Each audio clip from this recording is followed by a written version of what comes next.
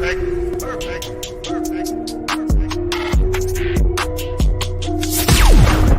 to you live from the basement of an abandoned training facility where we talk about fighting, training, and events. It's the Fight Mixer Show, where you can hear about all the local and world combat sports happenings. Get ready. It's time to gear up and square up because we're going live on the Fight Mixer Show.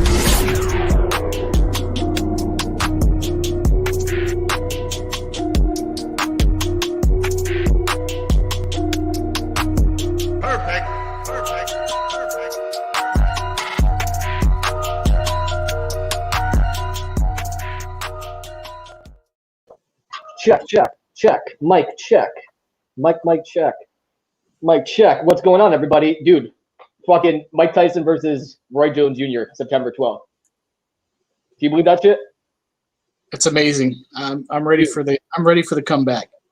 Dude, like 30 minutes as I drink fucking Bud Light Seltzer because there's a nationwide shortage on White Claws for some godforsaken reason. Yeah, probably has something to do with China. Probably has something to do with China. Dude, but like Roy Jones Jr. fighting Mike Tyson, like 30 years, this should have happened 30 years ago. But you have Roy Jones Jr., who's an Olympic bronze medalist, won the titles in multiple divisions, one of the baddest motherfuckers on the planet, fighting Mike Tyson, who kills people, married Robin Gibbons, and he survived that, which is a fucking modern-day miracle. And then, you know, the last protege of Cus D'Amato, the legendary boxing instructor, Mike Tyson versus Roy Jones Jr., September 12th. It's fucking crazy, man. It's a wild world we're living in, my friend. And it's gonna be an 8-round exhibition too. And I'm reading this too. There's gonna be like an undercard. And who's that YouTube prick that some dude that's a boxer, he's like a famous YouTube guy, is actually gonna be on the undercard fighting some NBA guy. Did you hear about that? No, are you talking about Paul Logan maybe or Paul Logan? Yeah, that guy. I mean that just cool. Yeah, that Justin Bieber looking motherfucker. He's gonna be fighting some NBA guy on the prelims, but like it's gonna be like a huge event where it's gonna have like Snoop Dogg performing, and it's gonna have all these rap stars and musicians and acts, and you have, of course, Mike Tyson versus Roy Jones Jr., which I think Mike Tyson is gonna win. Like, who do you think will win? I'm a big Tyson guy, so I mean, I don't know anything about the two as far as you know, what they've been up to, what they've been training, you know, how in shape I have no idea. But yeah, you know, back in the day, Mike Tyson was my guy. So right, same here. And I actually met Mike Tyson. I literally shit a chicken when I shook his hand. I was like, dude, I'm meeting Mike Tyson. Like, and I'm a big Mike Tyson fan. I grew up a Mike Tyson fan since like Mike Tyson's Punch Out. My sister got me that game, and I was yeah, dude. But Ball Bull, remember that prick? That guy? Right. Yeah. So I grew up in a Mike Tyson loving home. And Mike Tyson was always that dude. And he retired in 2003. I thought Roy Jones Jr. should have retired after the first fight with Antonio Tarver. Like, it went to a decision, but obviously Tarver won. And they did a second fight. Roy Jones Jr., you saw the confidence and his swagger just melt away. His angles weren't as sharp anymore. His timing wasn't there, and he got knocked the fuck out. And then they went to a third fight, and Roy Jones Jr. lost that too. But Roy Jones Jr. actually went until 2018. That was his last fight in 2018. So he went 13 years after Mike Tyson retired. But Mike Tyson retired in 2005. If anybody doesn't know that, but you know, I think ring rust is real. I think that's the advantage that Roy Jones Jr. has. But he stands straight. He doesn't angle off Tyson, and he's going to get knocked the fuck out. And I think Tyson is in the best shape of his life, which makes him even that much more. Yeah. At his age? Well, I've seen him. I mean, I watched him swing, and he's still got a hell of a punch. Some scary shit, my friend. Yeah, and he's training. Do you know who he's training with? He's training with Black House coach, a guy who trained Anderson Silva and Vanderlei Silva. Oh, wow. Yeah, a former coach of Shooter Box. Shooter Box is a gym out in Brazil, and that's where Vanderlei Silva, let's see, Anderson Silva, the Rua brothers, who else can I rattle off? And of course, Vanderlei Silva. All those guys started off with Shooter Box. Jose Pele, and I want you guys to look up on YouTube YouTube Jose Pele fights because he was a savage among savages. But now Mike Tyson's training with that coach. He has an MMA coach in his corner. I saw some sparring videos and some clips. He looks good. He looks devastating, and he's in the best shape of his life because he fought way past his prime. He took the Lennox Lewis fight, make no question about it. He took the Lennox Lewis fight just for money. And after that, he fought a couple more times. And he fought in 2003, I believe. That was his last big win. Knocked him out in the first round. But, he wasn't training to be the best boxer in the world anymore, like the 90s and the 80s. He was training to get a payday, to get out of debt. He was in really bad debt. Robin Givens, yeah, man. Robin Givens, what are you saying? I'm sorry. No, I was going to say, I remember he lost his mansion and all that. So, yeah, dude, he got taken, man. Robin Givens and his mother, the Black Plague, my friend. Like, they took fucking everything from him. So he was fighting just to get out of debt. And he wasn't, he didn't have the same regimen. And I think he surrounded himself with coaches that no one's going to tell Mike Tyson what the fuck to do. If he wants to spar, he's going to spar. If he wants to jump rope, he's going to jump rope. No one's going to tell Mike Tyson when to train, how to train, who to spar with, when to spar. So he had no coaches in his corner that really gave a shit about him. They just let him hold training sessions and get in as best shape as Mike Tyson thought he should be in. So he lost a couple more fights in 2004, 2005, and then he retired. Did a couple exhibition bouts, and then Rojo Jr. continued his campaign. But I think it was just all money fights and money grabs. Nothing concrete to rise up the ranks. And this is a fight that's 30 years too late, and I can't wait to watch it. To be honest with you, it'd been nice to have had it 30 years ago, but I think it's still going to be amazing.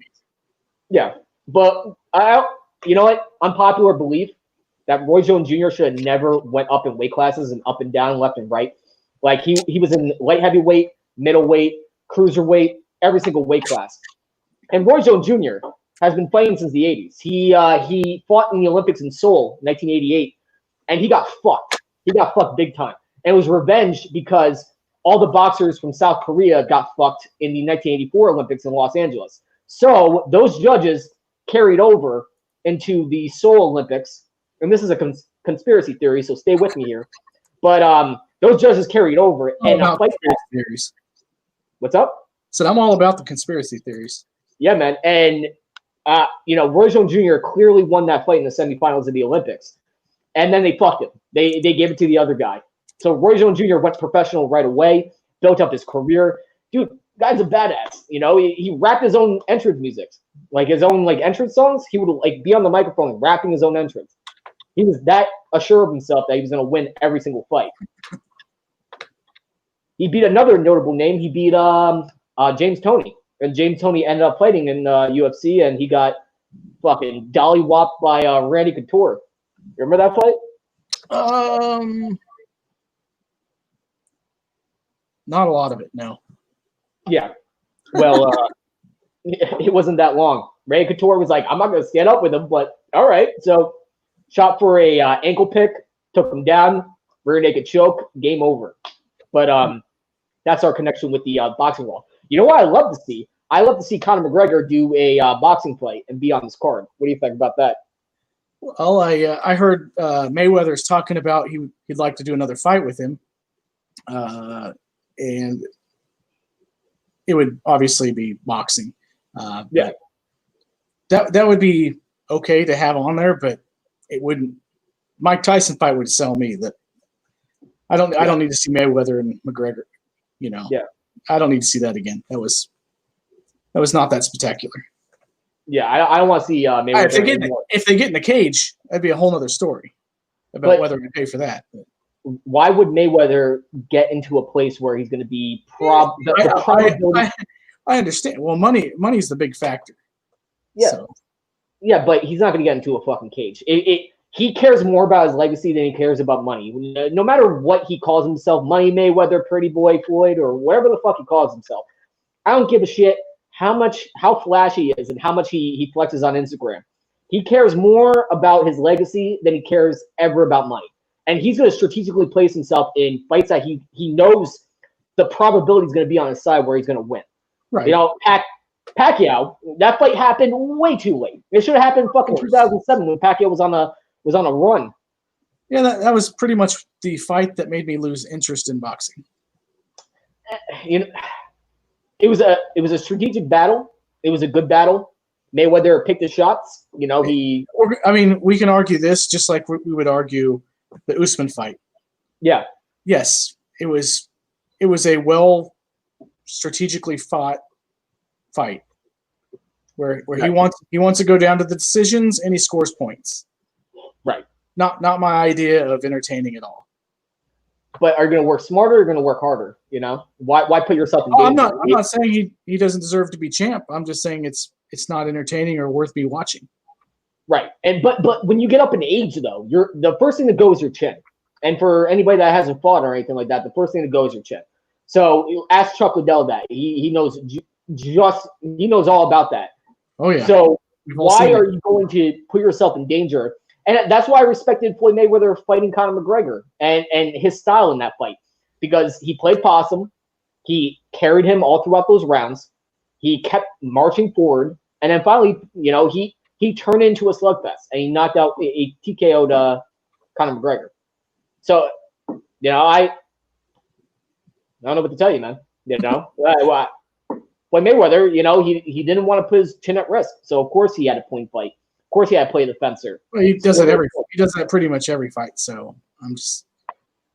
Yeah, but he also has had a lot of injuries too. He's broken his knuckles. I'm not saying he's not fighting to the best of his ability and playing the game. I mean, he's dancing under the rules and abiding by the rules, and he's, you know, as far as I like fights, I'm not there to watch a ballet. That's all I'm saying. So.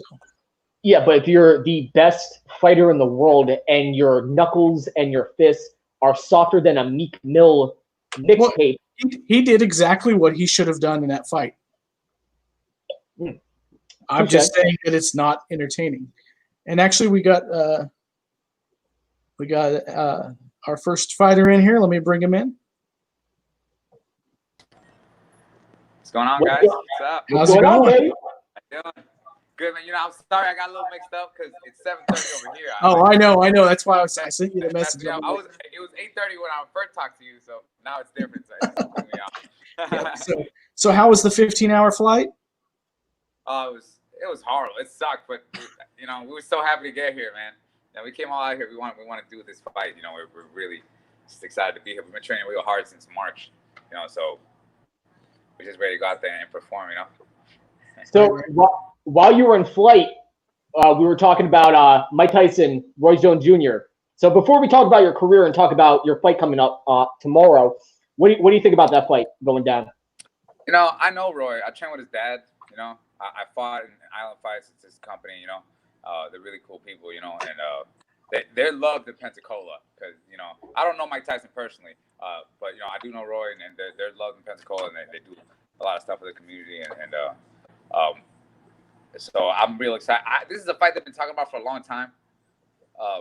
They've been, you know, talking about doing this fight for a long time. So it's cool that they're gonna make it happen. It should be fun. You know, Mike Tyson, he's mature. You know, he's like, you know, he's awesome now. He's a really wise man right now, and it would be good to see, you know, how the fight comes out. Roy Jones I've seen his last couple fights. He's still fast. You know, he looks good.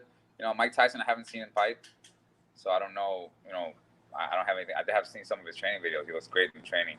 But I mean, if anything, I'm definitely gonna be watching it. Me too. Awesome. And how do you feeling heading to your upcoming bout tomorrow? How's the weight cut? How's everything going? How's your training? How's your preparations? What's going through your mind? The training was good. The preparation was good.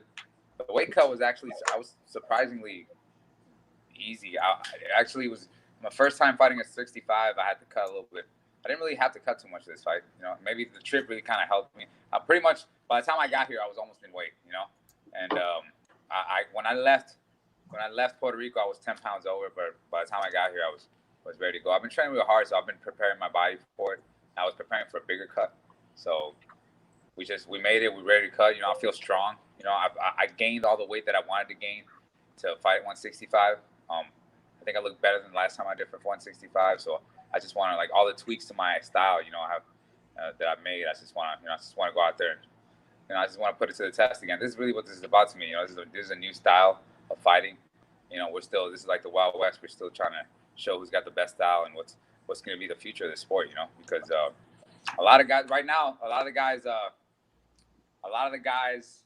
they're doing real good right now. They're, you know, not everybody, but a lot of guys, you know, push a lot of pressure. You know, I want to come in, you know, and show like some next level technicians in bare knuckle. You know, I want to show the space for the technicians in this style. So I'm real excited to come out there and show my style off. You know, Absolutely. It's my fourth bare knuckle fight. You know, and I'm looking forward to going again. Yeah, and you're fighting a tough opponent. I mean, the guy you're fighting. Yeah, is no yeah. spot. I mean, I never had easy fights. You know, I'd never get easy fights. You know, all my fights are always tough. First fight was against Harris Stevens, and my second one was against Jim Allers. I just came off a decision with Palomino. It was a great fight. It was a learning experience for both of us, and I made my adjustments, and I'm ready to go back at it. You know, I thrive in bare knuckle. I love this sport, so I'm trying to carve my position, and I want to be here for a long time. So I'm looking forward to showing out tomorrow. Did you run to Sheena Star yet? Oh yeah, Sheena. Yeah, that's my homegirl. Yeah, I ran into her. Yeah, that's my girl. Out here. Everybody's out here. The whole crew's out here. You know. Vince. I think Vince is gonna be at the show, but yep. I think he's got a lot of stuff going on right now. But you know, everybody that needs to be here is here, and I'm just glad that we made it here, and then we're Mississippi, and they're hosting the fights, and we get to be back. We're back in business. You know, we're back in it. That's the main thing. You know, that we get to fight again. Yeah, absolutely. Yeah. And I started watching bare knuckle boxing because of Sheena Star. I saw her in Ryzen, obviously became friends, and I love Sheena. She's a great girl. Yeah. Yeah. And she loves the fighter, you know, she knows a lot of stuff. She always tries to help all the fighters. You know, she's cool. She's an asset to the BKFC, you know. She's a company, one of the company guys. So that was my question too. Because I didn't really understand. There was a lot of misconceptions about bare knuckle boxing. One of my boxing coaches, Dan, he was actually training Rico Rodriguez for a bare knuckle boxing bout. I'm like, holy shit, are we taking mixed martial arts back to, bring it back 20 years later where there's bare knuckle and, you know, we're bringing the sport back. This is a step back, but bare knuckle boxing, there's so much technique and there's so much to it. You know, it's I fell in love with it. I really, after I did my first fight, it was like an in and out thing for me. I know I'm a good boxer, and I was like, okay, I'm gonna use my boxing skills. I'm gonna get paid, and now, you know, but once I did it, man, we fell in love with it, and it really is something new. It's the luring of something new. We always say it's like a new girlfriend. You know, we just love to get back in there again. You know, get the strange. It's like we're still trying to figure out what's the best. And then not only the best, but the most, how do you say? It has to be like a style that not only works, but something that's sustainable. You know, where you can make a career out of. Because you can go out there and do 2 or 3 good fights and beasts and shit, and you can't even come back anymore. You know, because you're right. You really mess yourself up in bare knuckle. This is the realest sport in the world. You know, you'd see how you'd be surprised how much damage you can take in one round in this fight. You know.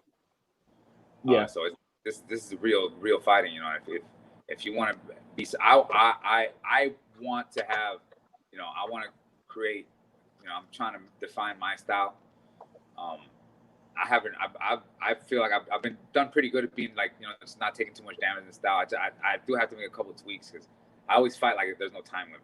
You know, I'm really patient in there, so I know I have to push I have to make my adjustments to this five rounds for now. Hopefully in the future that we do more rounds. I'd actually be willing to do more rounds. Right. But you have to make this little tweaks and things and balances, you know, and then minutia of where your hands land, what contact points, and, you know, how many elbows are you going to eat with your right hand. So you start changing where you punch at and how you punch, you know, and you'll be surprised how the hand fatigue will come into play fast. Like the guys they'll lose power. You'll be like, man, he's landing a whole bunch of punches, you know, he's like, but their hands is just shot, you know. So you'll be surprised when you get in there, you know, and a lot of it has to do with just how you land your punches, where you land your punches, you know, how you're taking your damage, where, you know, how you defend the punches, you know, it's so technical, you know, so much minutia, you know, it's a lot to love. I love it, you know, for somebody, I've been fighting for my whole life. I started as a boxer, you know, it's like it's like even more complex. So, and I see a lot of potential in it. I really do. So, we're here to prove what we want to do. That's really why we're here. We want to put our stake in the game. Absolutely. And how were you able to adjust coming from boxing background over to bare knuckle boxing? Because you can't do this and expect to block boxing gloves, because obviously you're blocking fists. So obviously you have to adjust defense and offense. Yeah, you can't block with your glove. I mean, what I did was I researched a lot. I saw a lot of the fighters. First I saw what a lot of the guys were doing in bare knuckle, and you can tell right away that people still trying to figure it out. And then you could. I look back at some of the old fights, because that's really the biggest point of reference you got is 100 years ago guys were making careers out of it. They would fight a whole bunch of rounds and they would make careers out of it. And they had developed styles, and you have to figure out why the stance is like that. Why and a lot of it has to do with the fact that you can't really, you can't do this like you're saying. If you're gonna block a shot to the head, you have to have a high guard. You have to bring them elbows up. You gotta make them. You got to make the other guy pay for. If the guy throws a haymaker and he just thinks he could just bullies, you could just boom, hit the elbow, and then he's gonna have to reconsider his game plan. Guys break their hands in bare knuckle. Right. I see some of the most aggressive guys that come from other sports, and they're very aggressive. They come and they just smash their hands, because they don't ever even take that into consideration. They don't even realize that that's going to happen until they get in there and they throw, and they're like, holy shit. My question is, between MMA gloves and like boxing gloves and fists, because I was always under the impression that gloves are just there to protect your knuckles and protect your wrists, and everything sucks when you get hit. No matter what, everything sucks. So the biggest difference to me is that the punches are more significant. You're not gonna, it's every punch has the potential to end the fight. Both ways.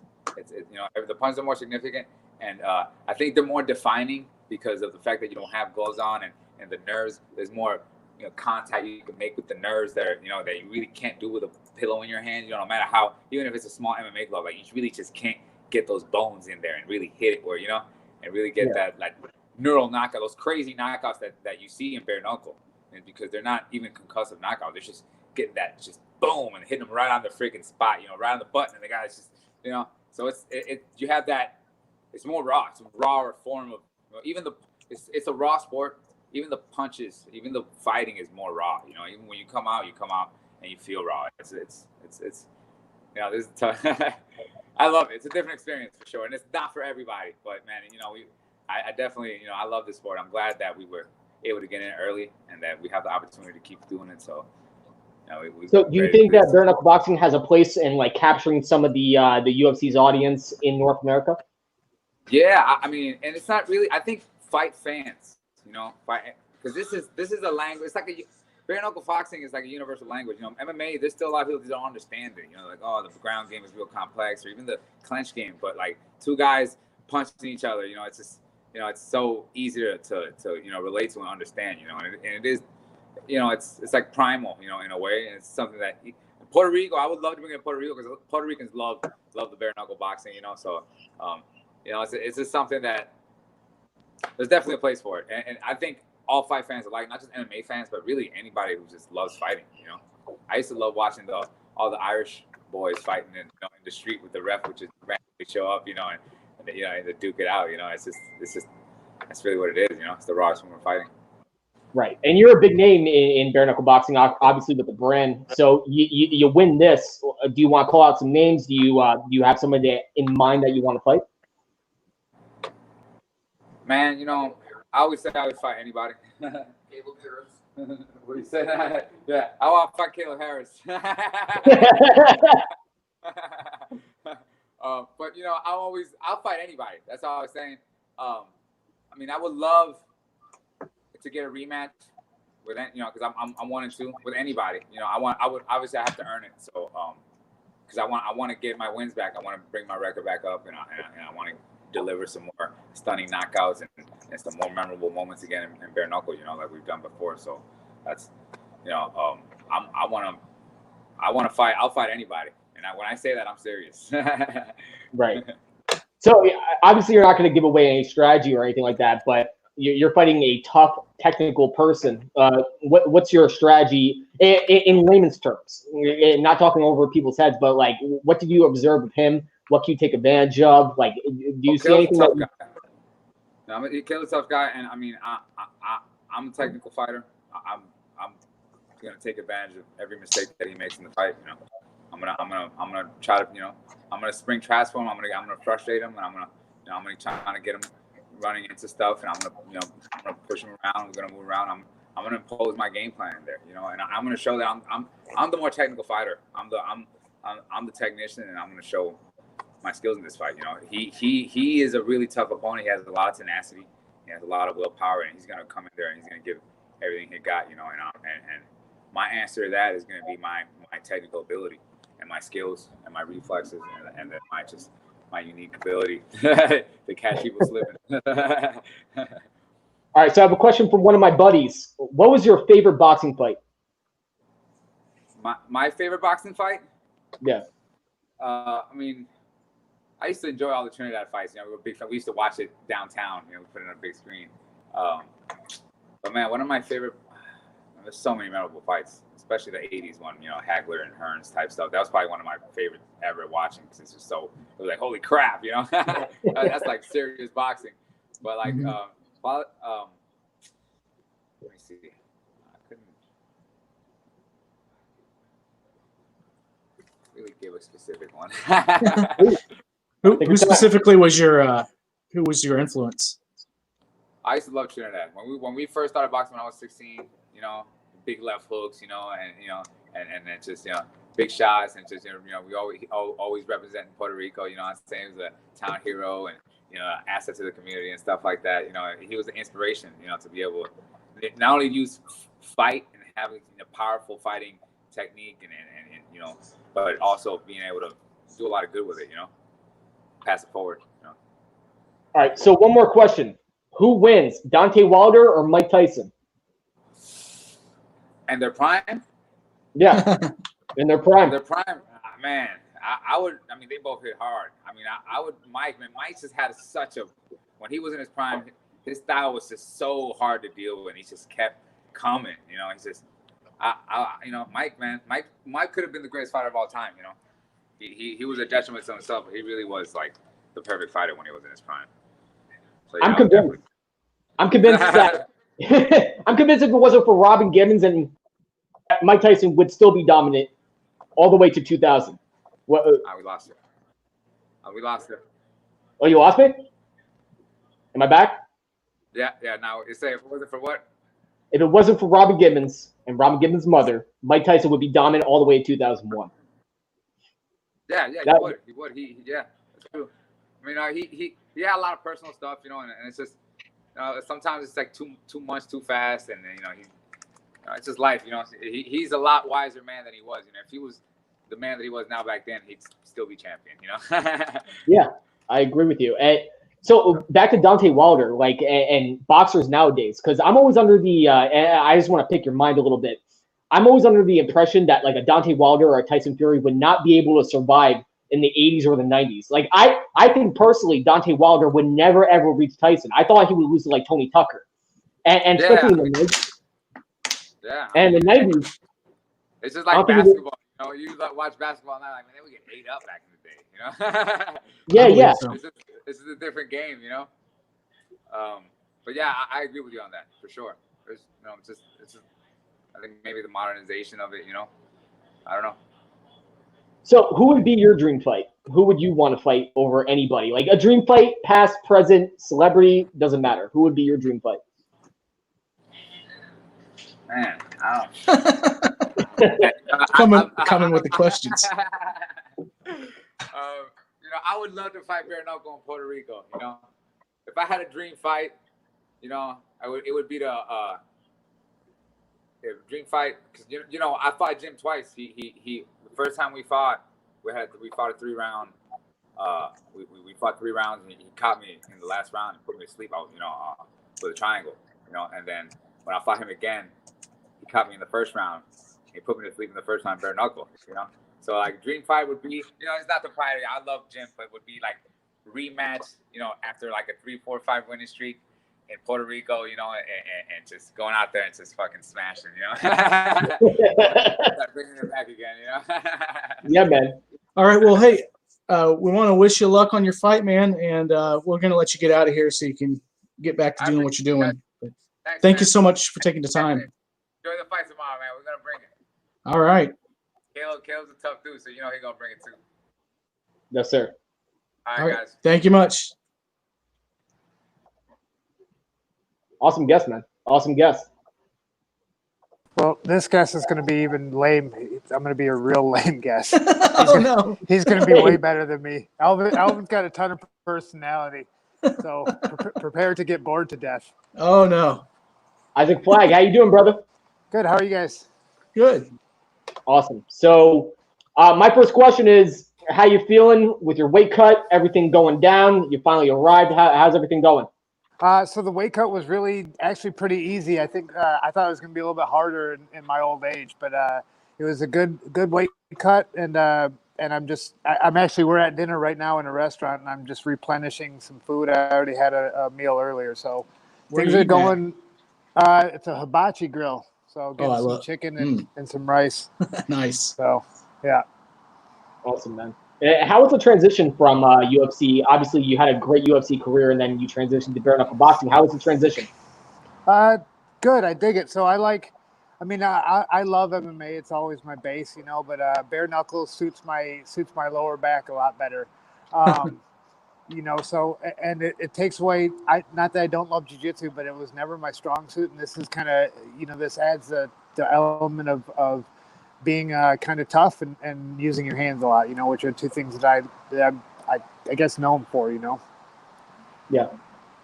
So how did you get started in mixed martial arts? What and I was just researching you and obviously doing my due diligence. How did you get started?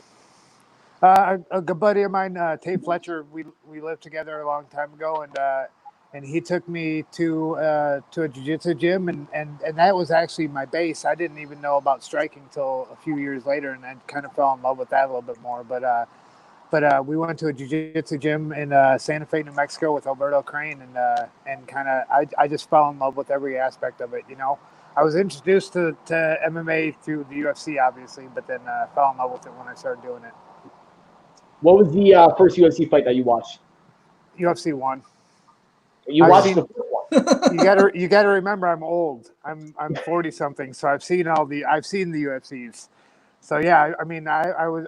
It's not like I was there or anything, but yeah, the guys who fought in the early UFCs are the guys who I really kind of look up to.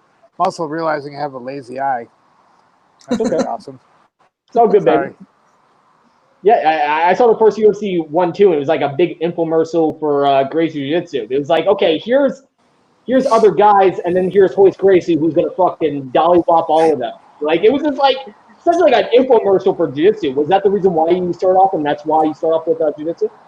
Yeah, Jiu-Jitsu was the prominent thing that was winning fights at the time, and so that's what we did. It was we had a really good Jiu-Jitsu black belt that we kind of started training with, and so that's what I started with. Like I said, I discovered striking later, and I fell in love with that a little bit more.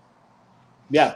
And your last fight, you TKO'd Melvin Gellard. Yeah, so it was a big TKO win, and obviously your striking has been much improved and awesome. Like, and what are your plans for this fight? To win again, I would say win. I don't.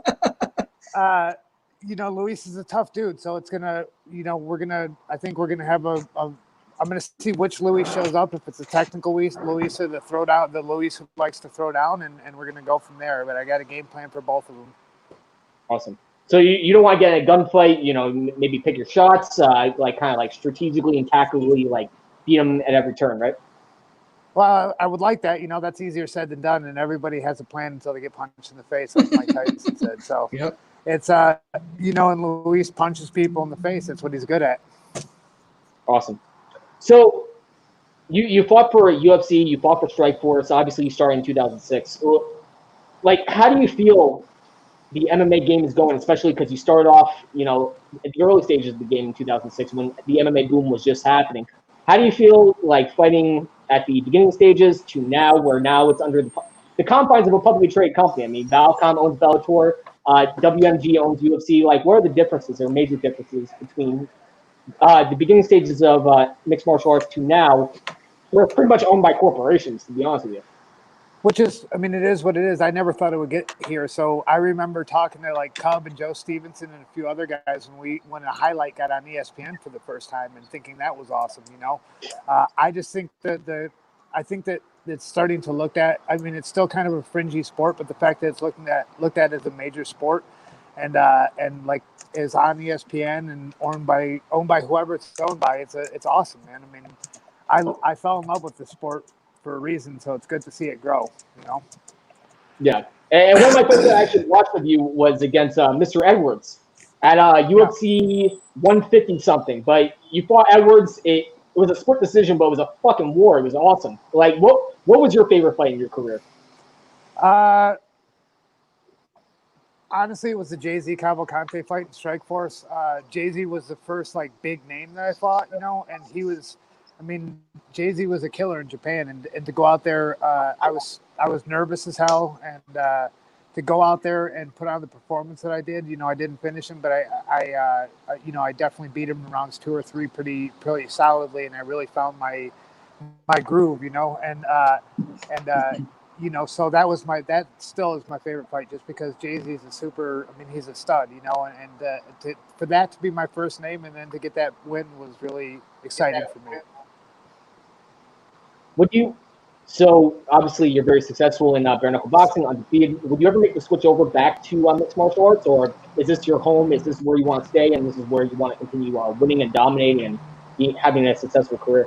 I like dominating stuff, so I'll stay here. You know, I mean, but I also like fighting. So you know, I'm always open to fighting MMA, but I'm happy with this right now, and I'm happy with where I'm at. You know. Yeah. And do you see a stopping point? Obviously, you know, everyone loves the boom of the crowd. Everyone loves the cheers of the crowd. Everybody loves getting that win and that next rush and that next training camp. Do you ever see a stopping point for yourself?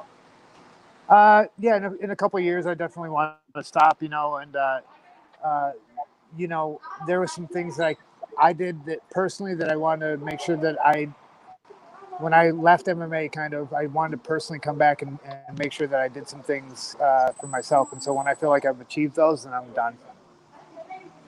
Yeah. And you know, doing research, you know, you everybody has their own battles, and you won every single one of them, inside the cage, outside the cage. How do you feel that you evolved not only as a fighter but also as a person throughout your career?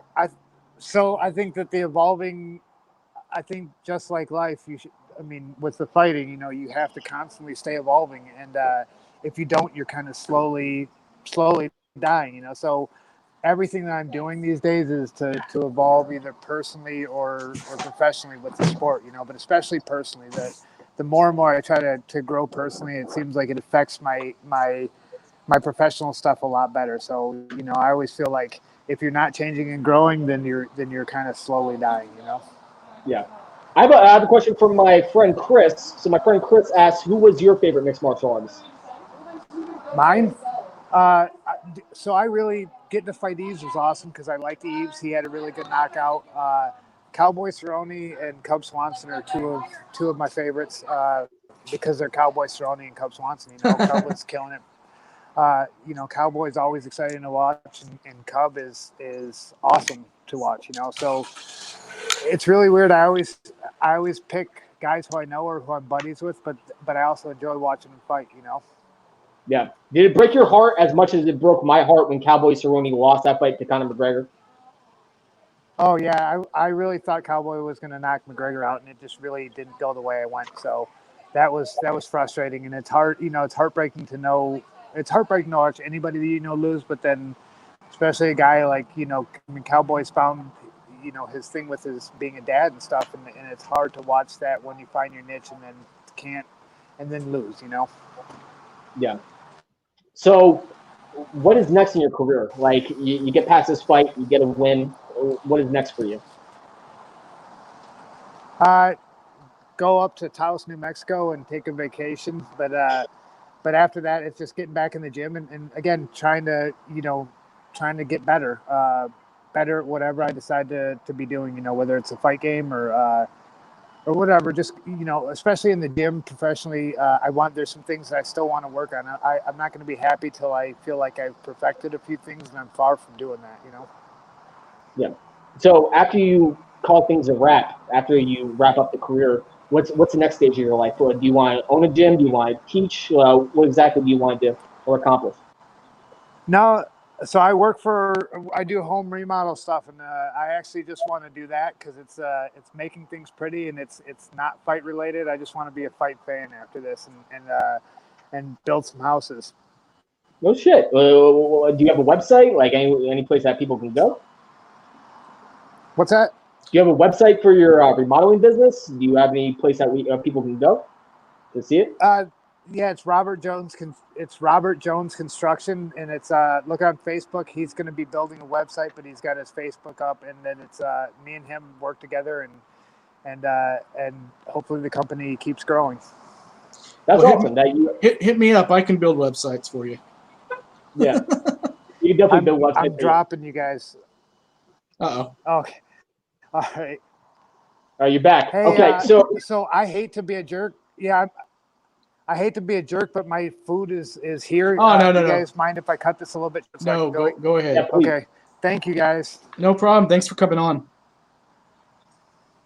Absolutely, man. We'll hopefully talk to you guys after this a little bit more in length. Yep. Sounds great. Awesome. Thanks for talking with us. Thanks a lot. All right, guys. Bye. Yep. Have a good night. Good night. Have a good night, man. And Elvin Britto, what do you think about the guests? Oh, I think they were both awesome, and I love bare knuckle boxing because it's stand and bang. So I didn't get it for the longest time until again I saw in the gym that training out of Hoboken, and Danny, my coach Danny in boxing, he was helping Rico Rodriguez. He was actually in Rico Rodriguez's corner.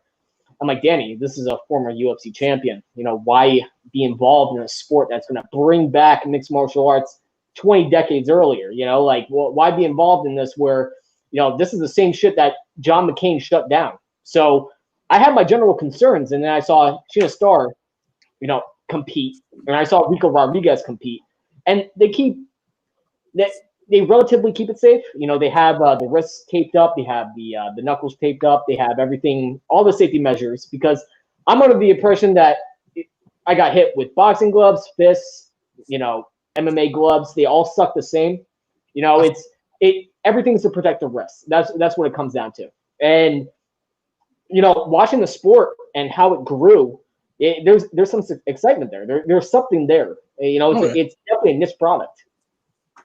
I like it because, unlike regular boxing, they can fight in the clinch.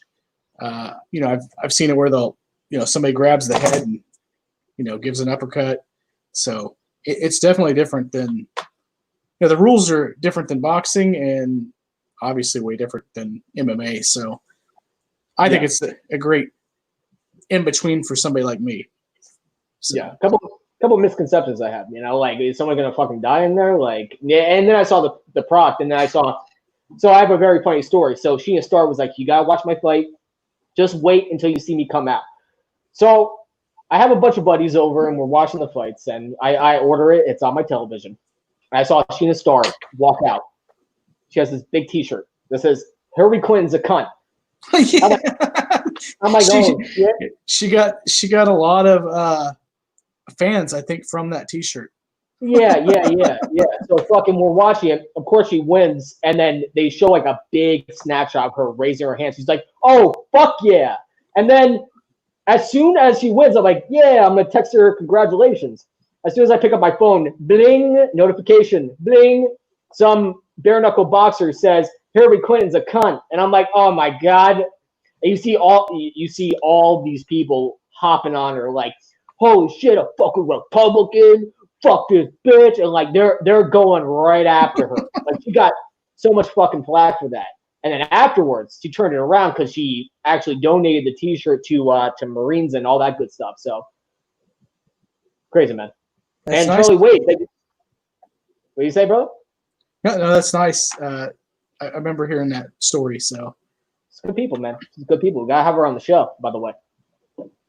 Yeah, I think the Bare Knuckle 11 is going to be great. Thanks, Charlie, for the comment. Thank you, brother. I think it's going to be a great show, you know, and I think it's loaded with talent. I think Elvin is absolutely a marquee name. I think Isaac is absolutely a marquee name. And it brings legitimacy to the sport that you have all these former UFC guys in there. And I see the concept now, considering Rico Rodriguez fought there, who's a former UFC champion, and obviously a Brazilian Jiu-Jitsu black belt, a very good black belt and a Jiu-Jitsu practitioner. So you have all these legitimate names loaded into the sport. It's just going to add legitimacy to it. Just like Royce Gracie at UFC 1, he added legitimacy, you know, being a great Jiu-Jitsu black belt, you know, he definitely added legitimacy to the UFC. So, no, I'm excited to watch it. I'm excited to watch what bare knuckle boxing has to offer. Oh, me too. Was there any of the other fights that interest you on the event? It's hard to say really because I'm new to the sport, and it just like a new concept or a new promotion or a new brand, you know, it takes time for me to be invested in some names and be invested in some fights. You know, I'm watching strictly as a fan, you know, and strictly as an onlooker. You know, just like a lot of people that watch mixed martial arts, they don't know any of the fighters that are fighting. I know them, but they don't know them. I'm the same way with bare knuckle boxing, where the rules are reversed now, where I'm not an expert in bare knuckle boxing.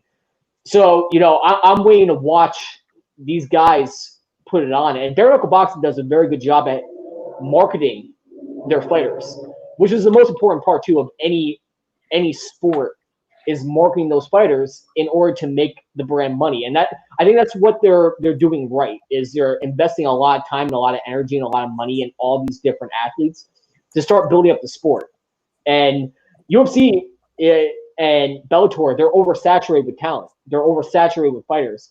There's how many fighters on the UFC roster? Like a billion? I was gonna say, I think it's maybe 30 now. Yeah, there's a shit ton of fighters on the UFC roster, and not a lot of people will know the names. And you know, maybe an MMA fan like me will know the names, but not a lot of casual viewers will know the names. And you throw Reebok on there, and you throw clothes on there like that look the same and everything like that. You know, it's very hard for them to build their own brand. But just like I brought up with Sheena Starr, who wore like Hillary Clinton's a cunt, she's building up her own brand, and you know they're letting their fighters build up their own brand and market themselves. And you know, I see a lot of value. You know, I see a lot of potential there. It just depends if they keep going the way they are, because, you know, I became a fan. I don't know much about it, but I'm researching. I'm definitely going to watch tomorrow, and we'll see what happens. And Charlie Wade said, keep your eyes peeled for John McAllister versus T. Cummins. It's going to be fireworks. Don't blink. I'll definitely pay attention to that. If he said it, I'm definitely going to pay attention to it. I'm actually going to make a note of that right now. Actually watch that fight. And coming on later is going to be Eryk Anders, UFC veteran. I messaged him. He should be coming on pretty shortly. He's a pretty interesting guy. He's had a pretty interesting life. So, fuck yeah, man. He's also a father too, which they're also involved with the sport. Which I'm going to ask him about that. Like how does he navigate those? You know, he's been through the process. He knows about the weight cuts, the brutal weight cuts. He knows about going in there, competing. You know, people watching, eyeballs watching, either if you win or lose, they're going to have an opinion about you. You know, his young kids are going through the sport and going through the process. He's actually been through it. You know, how does that affect him as a coach and as a father, you know, how to separate the two. So I can't wait to talk to him about that. I'm pretty excited. Just as excited I am as Cormier versus Stipe, which is always going to be a fucking killer card. I gotta get Cormier back on the show. I actually interviewed Cormier on my podcast, and he was a badass all himself. Yeah, you keep saying you're going to be able to get him on, but I haven't seen any follow through on that. Very true. Very true. that and I'd like to have Thug Rose back on too. Thug Rose, I want to talk to again. Shout out to Thug Rose. Somebody can get in contact with her. Let us know. Yeah, Thug Rose was a cool girl. Pat Berry, also a cool guy, and Daniel Cormier versus Stipe.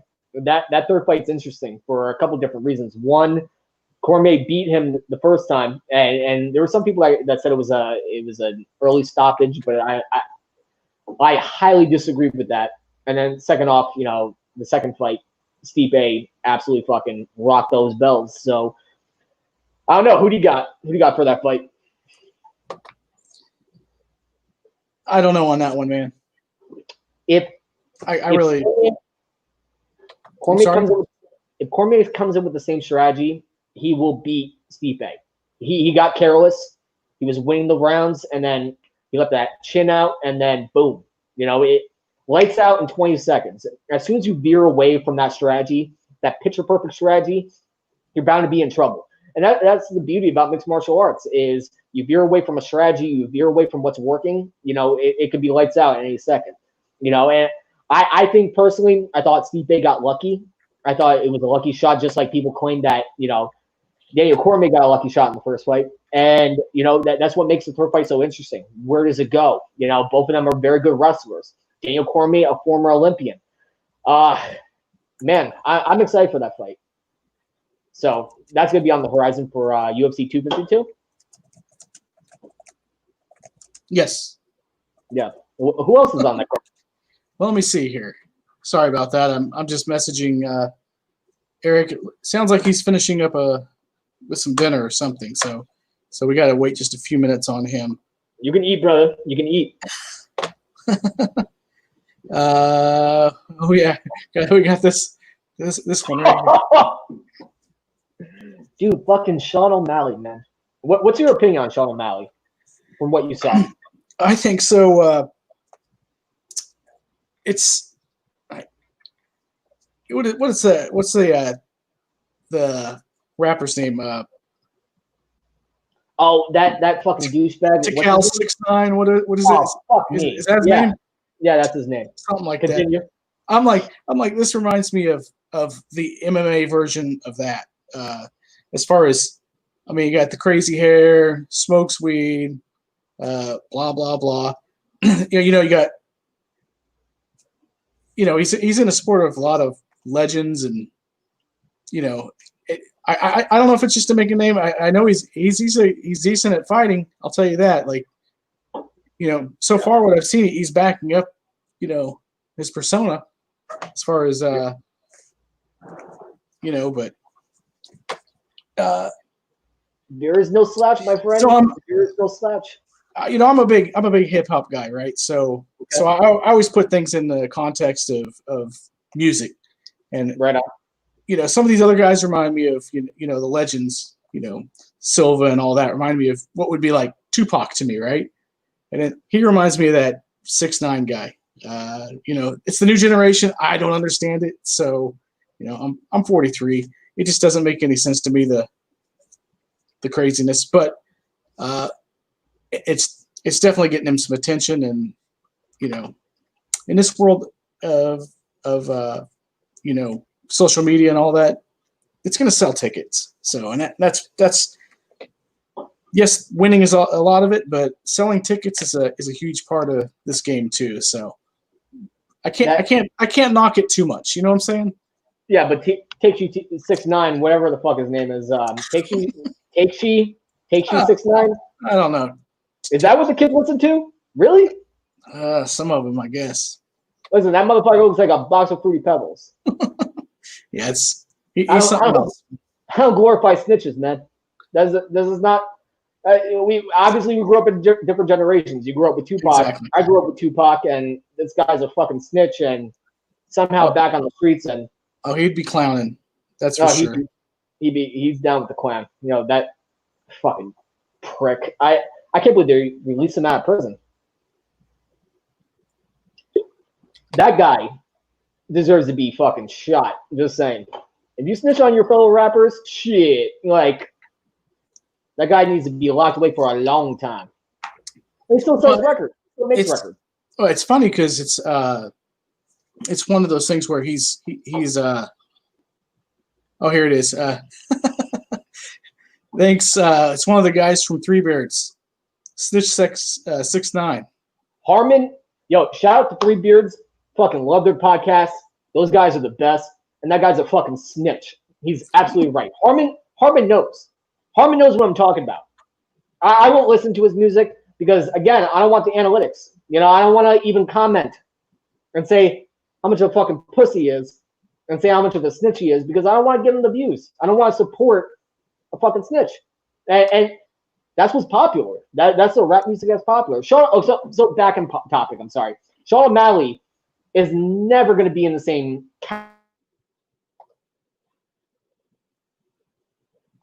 He's not a mumble rapper. He's not a bitch. You know, like, but he's got a tough task ahead of him. Gets no play from me. Charlie Wade, I completely agree with you. Harmon, I love you too, brother. Absolutely. Fuck 6'9". Take shoot. Top shoot. Whatever the kid. Yeah, whatever it is. I don't know. Oh God. What's it? What? How do you pronounce the name? Takashi. Takashi. It sounds like somebody sneezed. Is all I know. So giant fucking vagina in my book. I would never fucking listen to him. I would listen to Tupac. And if Tupac was still alive, he would be unemployed working at McDonald's. Just saying. Just for the fucking record. I don't know what the kids listen to. Mumble rap? Like anybody could do mumble rap. You could do mumble rap. The guy has no talent whatsoever. Sean O'Malley has talent.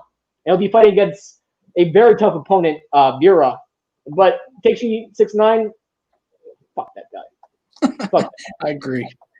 Fuck that pussy. Unbelievable. Unfucking believable. I'm surprised so many good fights are happening under the confines of ongoing pandemic. They got a good system going on. With bare knuckle boxing going to Puerto Rico, UFC going to Abu Dhabi. Yo, that's the fight. So who we got? Yo, you had to bring that up. Yeah, Mastival or McGregor? Shook Book MMA. Will that fight actually happen though between McGregor and Masvidal? I don't know.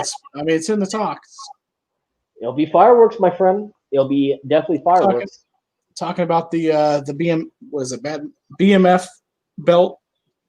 Not even fucking needed, my friend. You have two talented guys. You have two talented fighters fighting in there. No gimmicks. We don't need any trash talking whatsoever. You know, we don't need any media. Keep everybody away. Don't dilute the sport. We're gonna see two top MMA practitioners going at it. You know, I'm torn because it's obviously going to be a stand-up fight. Maybe Masvidal will try to take him down if Conor McGregor starts getting some momentum. I don't see Conor McGregor shooting in unless he's in trouble, like he shot him with Nate Diaz, which is the most mind-blowing idea that you would ever come up with, considering Nate Diaz is a fucking crazy black belt. But Right. That's neither here nor there. But, you know, it's going to be a stand-up war. Someone's going to get knocked down. Someone's going to get clean clocked. Somebody's going to go down. That's going to be a good fight. But do they book it? Do they risk two of their top-tier talents, put them against each other, and have one of their top talents, somebody that's making money, like Masvidal? He was advertising UFC 4. He's on the cover. Conor McGregor. I think it happens. I do. As long as McGregor puts his, gets his money, I think it'll happen. McGregor loves the money. Masvidal needs some redemption. So I think it'll happen, and then maybe back to Usman. Yeah. I just don't think they risk it. I don't think they risk two of their marquee names because UFC, and we talked about it, where MMA is so oversaturated where it's very hard to break away. And Masvidal, after years and years, first fighting in the backyard with Kimbo Slice, and God rest his soul, fucking love Kimbo. And his son too, great guy. And his journey was so long and so hard. If it wasn't for that knee, nobody would have noticed him. But he got that knee, he got eyeballs, and he ran with it with charisma. And then you have Conor McGregor. Right. Obviously, he lost to Khabib. He lost to Floyd Mayweather. You know, right now, you know, and of course he won against Donald Cerrone, but you know, people consider that a wash, considering Conor McGregor was supposed to win that fight by all onlookers, not MMA fans, because I thought Donald Cerrone had a very good chance. Yeah, I don't think, because these guys broke away and now they're marquee names and now people outside the MMA community actually know them. I don't think that they place them against each other because they're both making the company money, and Masvidal is coming off a loss. Conor McGregor is coming off of 2 losses in 2 different sports. Why would you fucking, like, you know, place them together where one of the marquee names has to be eliminated? One's going to look stupid in front of the biggest MMA audience on the planet because everyone's going to order that pay-per-view. Why would you fucking do it? Dana White has some huge balls if he does it. Just saying. So who do you think ducks the fight? Who do you think ducks the fight? If you think it's not going to happen, I mean, are you thinking it's not going to happen because of the UFC not wanting it to happen, or because of one of the fighters? I think we talk about this a lot, where and I talk about a lot that MMA is very different under the confines of a publicly traded company. So, and I love Harmon's comment that Mayweather's the money fight, and that's fucking hilarious because that'll always be true. Mayweather is bigger than any sport, you know, and that's how it's always going to be. He's retired undefeated. He's always going to be bigger than any sport. So, love you, Harmon. But American Top Team is not going to back down, and Masvidal is definitely not going to fucking back down. There's absolutely no way. So that's for one. If the contract signed, Masvidal, he signed it yesterday. He's just that guy. He's just that street dude that doesn't fear any challenge whatsoever. Conor McGregor, you know, he knows his brand. He knows his brand worth. He has a whiskey company. Proper 12, you know, it might be different strokes for different folks. I'm not a big fan of it. I love whiskey. I'm not a big fan. It's disgusting. Yeah, well, you're a whiskey guy. You fucking know that better than anybody. But I don't really like American or Irish whiskey, so right. I'm more of a Scotch guy, like peaty, smoky Scotch. But I think Conor McGregor, he knows that he needs a big fight to actually, you know, get back. You know, Donald Cerrone's not going to get the job done. When you beat a Donald Cerrone, you're supposed to beat a Donald Cerrone. To the non-MMA community, you're supposed to beat Donald Cerrone because Conor McGregor, hyped up as a superhero, he was supposed to beat Donald Cerrone. I think it comes down to WMG again. They're traded on Wall Street. They are a corporation. They're going to look at these 2 guys and say, "Well, Masvidal brings me money. McGregor brings me money. Why am I going to risk one of their brands that bring us money? Why am I going to risk losing one of them where their marquee name goes down and risk that? Because MMA is so predictable. It's not like the WWE where everything's planned and scripted. Why lose one of my marquee names? Conor McGregor knock him out in 30 seconds, and Masvidal looks stupid. And then you have people in the MMA community saying, "Oh, well, Masvidal was just all hype and knocked out a aging fucking Ben Askren, and that's the reason why he's in that place that he's in." And Nate Diaz has never been a contender. And then the non-MMA community will follow the more knowledgeable guys and say, "Okay, well, Masvidal sucks then." Like, these guys say it, obviously it has to be believed. And Masvidal knocks out Conor McGregor. I think the world's light on fire, and I think everybody goes fucking crazy. You know, worlds collide, and you know Armageddon, because everyone's gonna go fucking insane if Conor McGregor gets knocked out. Because that'll be 3 fights in a row. That's the final nail in the coffin in the perspective of both the MMA community and the non-MMA community. Because the last time we won a fight was what, 2016? Yeah, I think so. Yeah, the last time we won a fight was in New York City, in Madison Square Garden. That's the last time we won a fight. So I don't think American Top Team, with their collection of big dick bandits, will ever run away from a challenge. I don't think Conor McGregor, who wants that big fucking win to rise his name up the rankings, I don't think he runs away from a challenge either. And neither is those guys in Ireland. Yeah, but Conor is supposedly retired, right? Or do you think it's just a ploy? If he gets a couple more fights, he'll get back in. Oh, well, fuck me in the beard. Now, I think he just is sitting on the sidelines waiting for a money fight to come along, and as soon as that comes along, he'll jump in. And I think that's what this Masvidal fight could be. But you have all these people that want retirement, and I think it's because there's no money. It's back to the good old days that Gabe and I You got your boy back in the studio, so I'm gonna bring him in. Please. It's your boy. Hey, what's going on, fellas? What's going on, brother? Hey, not much. Just living another day in paradise. Yeah, man. Enjoy the pizza? I just picked it up. I ain't even got a chance to eat it yet. Man, we're taking you away from pizza. I'm so sorry about that, brother. But thank you for coming on. Yeah, man. So we're just talking about, man, obviously UFC fighter, badass in both middleweight and light heavyweight. We're talking about Conor McGregor, Masvidal. Does it even happen? Yeah, maybe. I think that Conor says that he's retired and whatnot, but he's looking for the money fight. What's that? I think he's looking for the money fight, and that's going to be the biggest money in the game. I'm not really sure if he really cares about titles and belts and legacy. I think he's just trying to, grab some money and, keep it moving. So, yeah, I think Masvidal, McGregor would draw a lot. I think the numbers will be right on both sides. So, yeah, I don't think Usman is going to fight Masvidal again for a rematch. So, Masvidal might as well go get his money. Not anytime soon, anyway. Yeah. So from your perspective, and as a UFC competitor and as an MMA veteran, what do you see more that's most important? The money fight, gain that big money grab, or the legacy, or does it kind of intermingle, where you're gonna get that, you're gonna chase that legacy, that great legacy, and money's gonna just come with it? Or what's your opinion on your UFC career? Man, I think it's a little bit of both, because you're not gonna get a money fight if nobody knows you. So you have to win a bunch of fights and kind of be a household name so that you get that draw. So I think that's what McGregor did, and Masvidal has been in the game forever and a day. So right.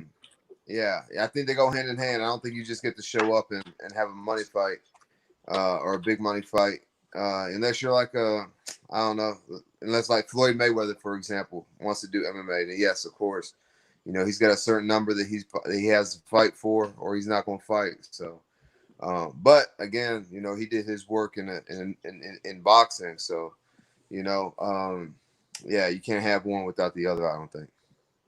So you helped the great state of Alabama beat the Texas Longhorns for the 2009 championship in football. What made you veer your career away from maybe potentially going to the NFL or playing professional football over to mixed martial arts? A lot of people, they think that, I just said, okay, I'm done with football. I'm going to go do MMA now. And that couldn't be further from the truth. I played football for as long as I can and try to make it as far as I can. And, when I just saw that it wasn't going to be the NFL, I didn't want to play anymore. So I, came back to Alabama, did the 9-to-5 thing for a while. And, I really just went to the gym, just looking to blow off some steam, found myself being frustrated, getting fat. And, just wanted to blow off some steam. And what better way to do that than to punch and kick things. So early on, I ran into Walt Harris, and that was my first sparring experience. And, I was hooked ever since. Right. So obviously you start off in the amateurs, where you amass a 13-3 record. What was the fundamental differences between playing football, which is obviously you're hitting each other for 4 quarters, in comparison to mixed martial arts? What do you say is the biggest fundamental difference from a mental standpoint and a physicality standpoint? Man, in football, you got a helmet, shoulder pads, leg pads and stuff. So, man, you really don't think twice about running full speed and diving in and tackling somebody. But in MMA, man, there's nothing but a glove, which is essentially a sock wrapped around your hands. So, the only thing you have is a cup and a mouthpiece. So, I guess the protective gear is the biggest difference. But outside of that, it's just you and one other person in the cage. And in football, it's there's 22 other people or 21 other people on the field. So, if I take a play off or somebody takes a play off, there's somebody else that can, pick up the slack, so to speak. In MMA, man, if you take, even a second off, that could be the end of the fight. Right. And did you start off wrestling while you were playing football, or did you do high school wrestling, any type of martial art growing up while playing football, or was it just strictly football and then you just fell into this?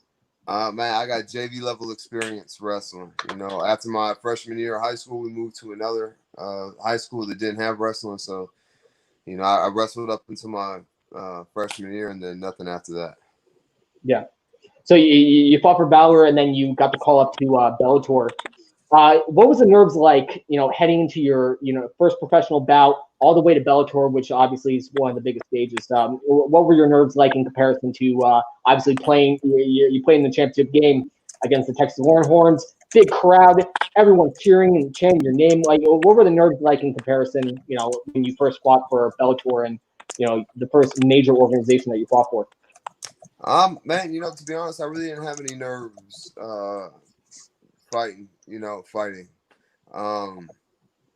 I was definitely more nervous. I can remember getting nauseous and stuff before football games, not even a national championship, but, maybe like Louisiana, Lafayette or something that didn't even matter, and I can remember getting nauseous before those games. But MMA, I just feel so right at home doing it, and I'm always confident in my preparation, what I've done. And I really like the aspect that it's just me in there. And I don't have to rely or depend or try to do more than I need to do to make up for somebody else. So, to be honest, I've always felt more at home fighting and less nervous and all the butterflies and stuff. Right. And you're fighting in two different divisions where, light heavyweight obviously is dominant with John Jones. Middleweight, they have their ruler and their king. What made you want to return to middleweight? And obviously you have had a successful career in both and had your share of successes. What made you want to return to middleweight? I don't know. It's just, what they offer me, middleweight, 205, it doesn't matter to me. I'll fight whoever, whenever, at whatever weight. But, I think for my skill set, I think I'm better at middleweight just because, man, the guys at 205, they're a lot bigger. They can take more. They hit harder. And at middleweight, it's just the opposite. They don't hit as hard. I don't really think there's too much of a speed difference, based on the guys that I fought in both divisions.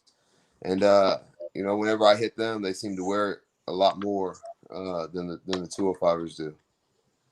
Great. And have you been contacted for your next fight, or have you been in talks with the UFC when you're going to next appear? I haven't. I just had eye surgery about 6-7 weeks ago. So I'm still recovering from that, and I really haven't done much training since the fight. Right. So, with the under the confines of the current pandemic, are there a couple concerns that you might have? You have beautiful family. Obviously they're doing Fighter Island and everything like that. Is that a major concern going into training camp? Going and competing, is that a concern that lingers in your head, especially when you do come back after surgery? Man, not even a little bit. The whole when Corona was at its peak here, I was getting ready for a fight. I was in the gym training, and all that other stuff. So, for someone like me and my family, it doesn't seem to the effects of COVID don't seem to be that big. So, I just felt like if I caught it, then, I would get over it like the chicken pox and keep it moving. So, I wanted to make some money and did what I had to do to be able to fight. And, I'm not, mad about it or upset or anything like that. So it is what it is. I seen your two boys in the geese. Are they going to be following in the footsteps of Dad, or? Man, I don't know. They're young. My oldest turns 11. The other one just turned 9. So, they're super impressionable when they're kids. So they see me doing it, and they just want to do what I do. But as they get older, you kind of see their personality kind of emerge a little bit, and them express interest in other things like wrestling, football, soccer, things like that. And I tell them, play every sport that you can while you're young. Find out what you're good at, what you like, and even if you don't, like you're not the best, like the skills from soccer that you pick up in soccer, they're gonna help you with boxing and everything else. Like all in the other life. sports, they play into each other. So they both seem like they want to be athletes. So I tell them play every sport, just develop, be an athlete, and then when you're a little bit older, you can like specialize in something. Right. So how do you separate yourself from father, also as a coach? Because you have your young boys who they're obviously competing, they're learning about the fundamentals of the game. How do you separate yourself from a competitor who's still on your journey and still on your career, and separate yourself as a father coach? Is it a lot of pressure? Do you feel like the weight cuts? Like my dad was a wrestler, so first time I tried weight cutting, I ended up in a hospital. Lucky me, right? Like wrestling. So like, do you try like step in, say, okay, don't do this, don't do like how do you separate the two, or do you coach them in any sort of regards with that? A little bit, I'm not like their full-time coach just because like, I want that separation of like, I don't want every time they compete, it's me like coaching them and stuff. They need other coaches because, they say a lot of the same things that I say, not even necessarily about like, the sport, but in life and whatnot. And so it's good for them to hear the same things that I say from other people, especially other people they look up to, like a coach, like a wrestling coach, a jiu-jitsu coach, or whatever. So You're just dad. I try to stay out of that coaching role. Obviously, they ask me, what do you think about this, or what about this move, and this, that, and the third, and then I voice my opinion if it's solicited. But if they don't ask me, they're kids. I want them to have fun. I don't want them to like not like the sport because dad's always trying to coach them and whatnot. And I do this. Like the boys wrestled, and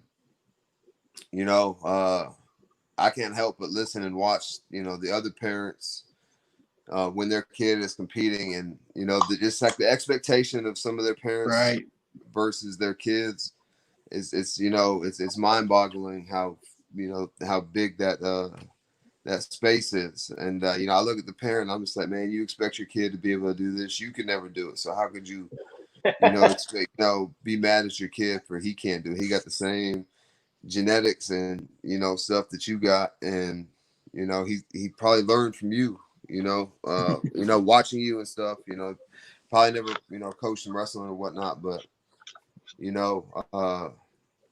I don't want to be that dad. I just want to be there, enjoy my kids, watch them compete, and just enjoy watching them do whatever it is that makes them happy. Right. And they had a lot of success, and it's due to great parenting and a great guy like you. So back to your career.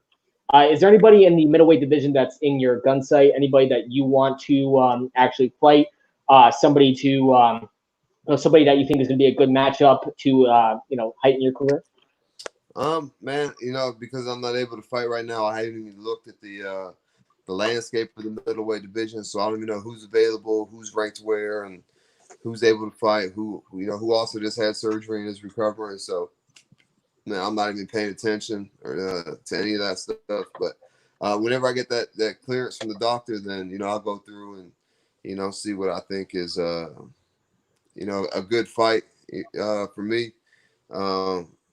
Definitely a guy who doesn't want to fight off his back foot. Maybe a guy who moves forward. Kind of gives the same pressure that I give, because I think those are the exciting fights. It's boring to, watch me fight somebody who's moving backwards the whole time. So, I don't want to fight those guys anymore. So, we'll find a guy, or, hopefully they offer me somebody who, moves forward like I do. Cool, man.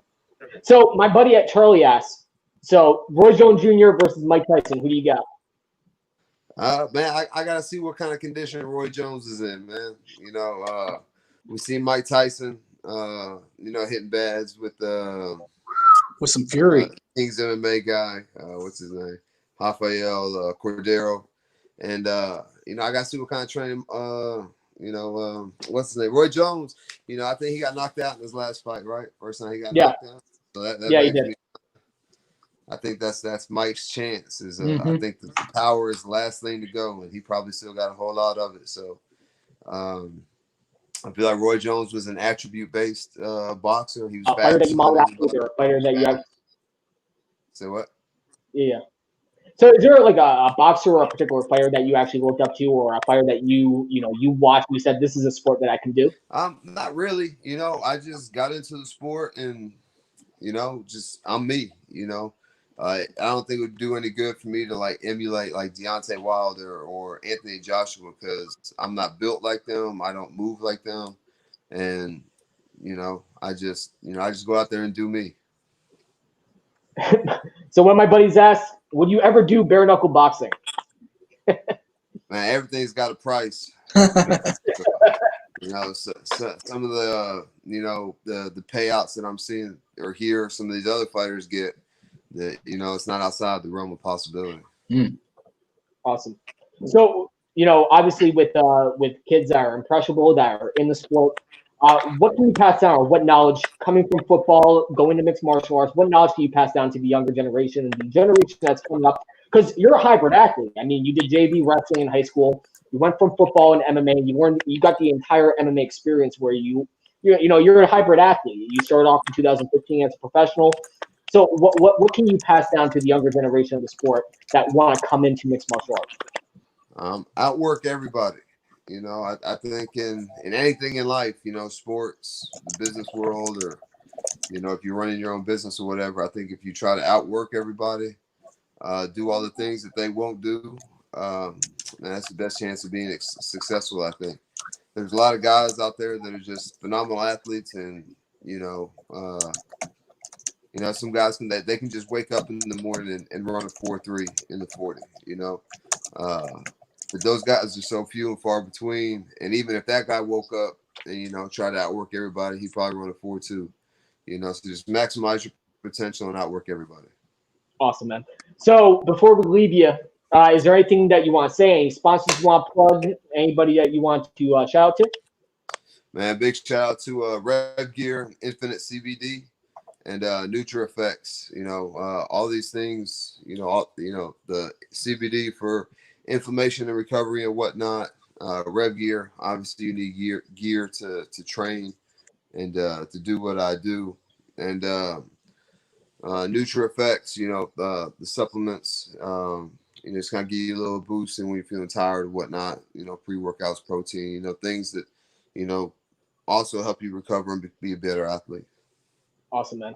Hey, Eryk, thank you very much for coming on the show. Thank you for talking about your career. I look forward to seeing your next fight. You're the man, brother. Thank you very much for coming on. Man, appreciate you guys for having me. No problem. Thanks a lot, man. Bye. Eryk Anders, baby. That's the man. Recovered from eye surgery. He's back in business, baby. Can't wait. I can't wait to see him fight again. Dude, Yeah, me neither. the guy's a fucking animal. That guy is a monster. I can't wait to see him back. And dropping down to middleweight, he's going to cause some problems for that weight division. I'm telling you. I agree. I can't wait. Well, I think it was a good show. I think so. We had Gabe missing. Obviously, he went on a family vacation. And big shout out to Gabe. And Can't wait to finally get Justin on here. Yeah, we need fucking Justin, man. We absolutely need fucking Justin. So Justin is the cameraman for Titan FC. And of course, obviously he's working tonight, being Titan FC. You better go on UFC Fight Pass, motherfuckers. I want you all to order UFC Fight Pass. I'm telling you, you're gonna get some great fights on there. So be sure to do it. But Justin, nevertheless, he is the cameraman for Titan FC. So we've been missing him all these different episodes. I hope he comes back up.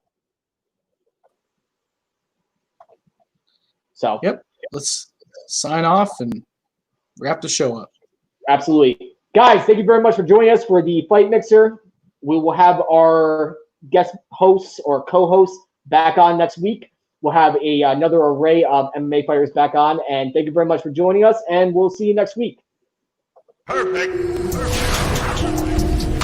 I'm Matt Seibel, producer of the Fight Mixer Show. We have a good lineup of guests coming up next week. Take a look for yourself. Hey y'all, it's your boy Dad. Make sure you guys tune in on Fight Mixer. Your boy's gonna be on there on the 30th doing what he does best. Ha! Alright? So show love.